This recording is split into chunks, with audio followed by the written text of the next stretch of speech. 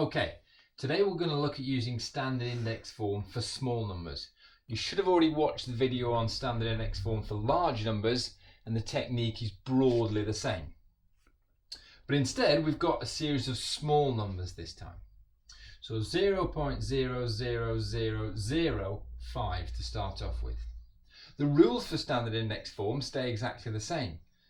The number must be greater than or equal to 1 or less than 10, and the power must be an integer. So previously we'd have had that as a 5 multiplied by 10 to a given power, and that's exactly the same. And I want to think about using the same technique. So the decimal point was there, and now I want it to be there. So it's moved 1, 2, 3, 4, 5 places. But because it's moved in the opposite direction, it now becomes a negative power. If you're not completely familiar with negative powers, don't worry at this stage, just try and follow this technique. So 5 times 10 to the negative 5, and as soon as you see a negative power, you know it's a small number. So 3 more examples here. 0.0041. The first number has to be between 1 and 10, so it's 4.1 multiplied by a power of 10. So we want the decimal point to be there. 1, 2, 3, 4. It's moved 4 places, so it's now -4. The next one, we write all the digits in.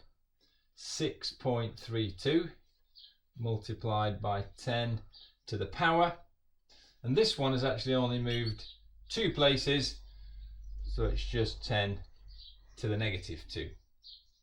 The final one's a good example because it's a very small number and there's a lot of zeros. So using standard index form here is definitely a shortcut. So 8 is the number multiplied by a power of 10.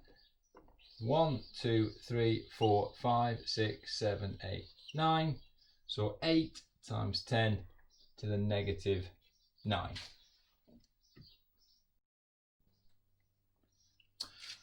Now we're going to go the opposite way. We've got 3 numbers in standard form, and I can tell these are small numbers because they've all got negative powers of 10, and I want to turn these back into ordinary numbers. So it was 7.9, so I know there's going to be a 7 and a 9 together. The order of those won't change. What changes is the position. So the decimal point was here. 1, 2, 3 places, because it's a power of -3, and the new decimal point is there. And I fill in the arches with zeros, and also I put a 0 on the front because that's the units column. We can't have a number starting with a decimal point. So 0.0079. The next one, you're going to have the 144 still together, still in the same order. The decimal point was here, and it's gone 1, 2, 3, 4, 5, 6, 7. So the new decimal point is there.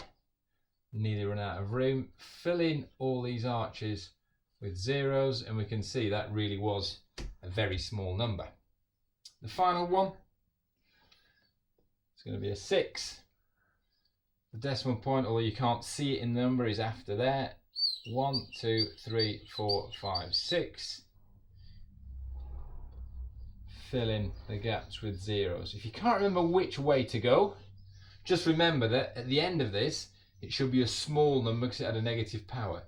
If you'd gone the other way, you'd have ended up with a very large number. So this 6 times 10 to the -6 is 0.000006.